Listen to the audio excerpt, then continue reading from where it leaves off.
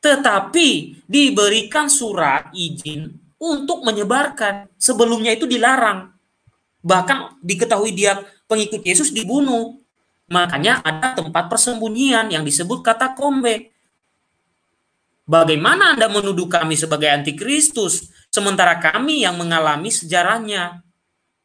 Maka yang dikatakan dalam kitab Wahyu itu kejadian yang terjadi ketika Yohanes masih hidup, dia menyaksikan penyiksaan yang terjadi terhadap jemaat di Roma. Maka dia menggunakan simbol-simbol untuk berbicara tentang kekejaman kekaisaran Romawi pada masa itu terhadap kekristenan. Ya, Ellen G. White nggak mungkin tahu ini. Jangankan dia tahu itu, dari segi moralitas dia saja sudah melenceng. Jadi, Kisah Para Rasul 9 ayat 13, kalau Anda membaca dalam bahasa Yunani, baru akan menemukan kata eklesia katolos, atau gereja katolik, atau katolikos. Makanya di bagian timur, sebagian pemimpin itu disebut sebagai katolikos. Jadi kata Katolik itu bukan istilah baru, karena sudah ada dikenal sejak zaman Santo Polikarpus, murid Rasul Yohanes, untuk menggambarkan iman Kristiani yang sesungguhnya, untuk membedakan dengan ajaran sesat. Dan dilanjutkan oleh Santo Ignatius dari Antioquia pada abad kedua atau tahun 107. Dalam sebuah suratnya kepada jemaat di Smyrna, dia menyatakan tentang gereja Katolik yang adalah satu-satunya yang didirikan Yesus, dibedakan dengan aliran sesat yang masih mengaku sebagai Kristen atau mengaku sebagai pengikut Yesus tapi heretik, bidat, ajaran sesat. Maka dibedakan dengan kata Katolik itu yang sudah ada sumbernya dari Kisah Para Rasul 9 ayat 31. Jadi kalau Anda menuduh gereja Katolik antikristus, itu lucu sekali. Santo Ignatius dari Antioquia yang hidup tahun 35 sampai 107, bagaimana mungkin dia berbicara tentang gereja Katolik kalau gereja Katolik itu antikristus? Bagaimana mungkin para rasul tidak koreksi dia kalau dia mengatakan tentang gereja Katolik kalau itu diketahui sebagai ajaran sesat? Lucu sekali. Nah sekarang, tadi mereka mengatakan gereja Katolik itu Babel. Dengan indikasi bahwa pasti kalau Babel itu menurut mereka itu antikristus. Tapi sumber mereka komik Bapak Ibu. Nah, kalau sumber kita dari mana? Dari kitab suci. Kita bisa melihat apa ciri-ciri dari antikristus itu. Jadi jangan kita ikuti cara mereka. Cara kita berbeda, lebih intelektual. Ya. Nah, ciri-ciri antikristus itu kan sudah ada dalam kitab suci. Kenapa harus mengutip komik OBH dan novel Harry Potter? Ya kan? Kenapa harus mengutip novelnya Jerry Bekins dan mengutip novel-novel yang lain untuk mencocoklogikan dengan kitab Wahyu? Di dalam 1 Yohanes 2 ayat 22 sampai 27 di situ sudah ada ciri-ciri antikristus itu Bapak Ibu. Mereka yang menyangka bahwa Yesus adalah Kristus. Saya kurang tahu yang diikuti oleh gereja Advent ini apakah Yesus Kristus atau bukan. Karena mereka tidak mengakui kebangkitan Yesus. Sehingga mereka yang mereka rayakan itu sabat, bukan kebangkitan Yesus.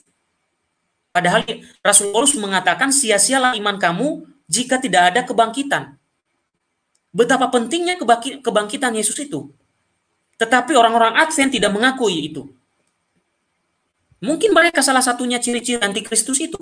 Mereka menyangka bahwa Yesus adalah Kristus, Mesias, penggenapan dari perjanjian lama yang dinubuatkan. Lalu mereka menyangkal Bapa dan Anak. Dan gereja Advent, sesuai dengan apa yang saya pelajari, mereka itu menentang tentang Allah Tritunggal. Mereka malah lebih mirip dengan ajarannya Saksi Yehova. Ya memang sih kakak adik mereka itu. Yang suka menuduh Katolik juga itu. Mereka kakak adik. Mereka mengatakan bahwa Yesus itu semacam malaikat aja. sepantaran dengan malaikat Mikael, Gabriel, Rafael. Dengan begitu mereka dong yang menyangkal Bapa dan Anak. Karena mereka menyamakan firman Allah itu sebagai malaikat. Kemudian yang ketiga, menyangkal bahwa Yesus pernah datang sebagai manusia. Siapa yang menyangkal perayaan Natal? Ya, gereja Advent yang menyangkal perayaan Natal, Bapak Ibu. Mereka tidak merayakan perayaan Natal. Apa artinya? Mereka tidak mengakui bahwa Yesus pernah dilahirkan di Bethlehem. Kan perayaan Natal itu kan merayakan bahwa memang pernah Yesus itu lahir. Lah gereja Advent menolak perayaan Natal. Mengapa penting perayaan Natal? Itu adalah salah satu pengakuan kita bahwa Yesus pernah datang sebagai manusia. Saya tidak tahu bagaimana Yesus dalam paham Advent itu datang sebagai manusia. Apakah dia tiba-tiba muncul di gua batu? Datang dari pohon pisang keluar? Atau bagaimana? Saya kurang tahu. Sementara orang yang menyangkal bahwa Yesus datang sebagai manusia dilahirkan oleh perawan Maria, itu antikristus menurut 1 Yohanes. Dan orang yang menyangkal Natal itu ya Advent itu. Jadi mereka ini menuduh orang lain padahal mereka tidak pernah bercermin. Ya, mungkin juga di rumah nggak ada cermin atau kaca ya, atau mungkin kacanya pecah-pecah. Sehingga mereka nuduh kita padahal mereka sendiri itu. Nah, bagaimana gereja Katolik? Sementara itu gereja Katolik itu mengakui Bapa, Putra, dan Roh Kudus sebagai Allah Tritunggal, Maha Kudus, Tuhan yang Maha Esa. Anda tidak percaya, besok hari Minggu, silakan Anda saksikan misa gereja Katolik. Adakah disebutkan di situ tentang anti terhadap Kristus? Adakah di situ penyangkalan terhadap Anak? Adakah di situ penyangkalan terhadap Bapa? Tidak ada. Karena dari doa pertama itu dalam nama Bapa, Putra, dan Roh Kudus. Seperti pesan Yesus dalam Matius 28 ayat 18-19. Pergilah jadikan sebuah bangsa muridku dan baptislah mereka dalam nama Bapa, Anak, dan Roh Kudus. Dan ajarkanlah mereka segala sesuatu yang telah kuperintahkan kepadamu, dan ketahuilah, aku menyertai kamu sampai kepada akhir zaman. Jelas. Gereja Katolik itu jelas. Tidak mencela-mencela seperti ajarannya Ellen G. White ini. Kesana kemari, tuduh sana kemari, tidak ada kerjaan sama sekali. Ya, tidak ada kerjaan sama sekali. Sehingga modalnya hanya tuduh-tuduh aja. Modalnya hanya tuduh-tuduh. Nah, sekarang kita kembali kepada Wahyu 18.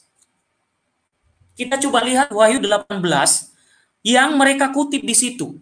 Karena mereka menuduh kita ini, gereja Katolik ini Babel katanya. Pada ayat 4, mereka katakan begini. Di ayat 4 ini memang ada kata-kata seperti ini. Lalu aku mendengar suara lain dari surga. Berkata, pergilah kamu hai umatku, pergilah daripadanya supaya kamu jangan mengambil bagian dalam dosa-dosanya, dan supaya kamu jangan turut ditimpa malapetaka-malapetakanya. Di mana di situ yang mencerminkan gereja Katolik coba? Lucu kan tuduhan ini? Di mana di situ cerminan gereja Katolik? Sebelum kita menafsirkan pasal ini, bab 18 ini, ya cari tahu dulu latar belakang penulisan ini dong. Ini kan kitab Wahyu ini ditulis ketika kejadian penyiksaan dari Kekaisaran Romawi terhadap umat Kristiani yang hingga saat ini bertahan yang disebut gereja Katolik. Jadi Anda menuduh gereja Katolik padahal gereja Katolik itu yang disiksa oleh Kekaisaran Romawi. Tapi Anda menuduh gereja Katolik itu antikristus. Anda tidak tahu yang dibicarakan di dalam kitab Wahyu ini adalah kekaisaran yang menindas kekristenan yang Anda kenal dan bertahan sampai saat ini, yaitu gereja Katolik. Nah, di sini di pasal 18 ini kan jatuhnya Babel. Ini berbicara tentang kekaisaran Romawi yang menyiksa umat Kristiani pada zaman itu. Ada berapa kaisar yang menyiksa itu. Ada 7 kaisar yang sangat kejam menyiksa kekristenan yang Anda kenal bertahan sampai sekarang. Nah, terus bagaimana Anda cocok logikan pasal 18 ini dengan Katolik? Nah, contoh, kalau memang Anda cocok logikan, mari kita lihat contohnya. Di bagian ayat 3, pasal 18 ayat 3, karena semua bangsa telah minum dari anggur hawa nafsu cabulnya, dan raja-raja di bumi telah berbuat cabul dengan dia, dan pedagang-pedagang di bumi telah menjadi kaya oleh kelimpahan hawa nafsunya. Bagaimana korelasi ini dengan gereja Katolik?